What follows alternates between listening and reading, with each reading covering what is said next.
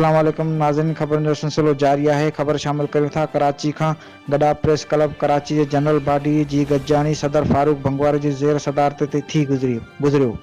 Meeting जी कारवाई general secretary Padiyar हलाई, जंहिंमें اداري जी वाधारी नए मयंबरन ऐं मयंबरशप फनाशनली معاملن ऐं सिंध जे ثقافتي ايڪتا ڏھاڙي ते ريلي जो پروگرام पिणु कयो वेंदो, जंहिंमें जजهي تعداد شرڪت کي यकीनी بنايو वञे। नए मयंबरन खे आइनी तरीक़े सां मेंबरशिप ॾियण ऐं कुझु मेंबरन जे आयल दरख़्वास्तुनि ते खेसि सदर जनरल सेक्रेटरी ऐं जनरल बाडी जे मुतफ़क़ राय सां मेंबरशिप ॾियण जी मंज़ूरी ॾिनी वई। ॿियनि मामलनि ते पिणु गौर वीचार कयो वियो।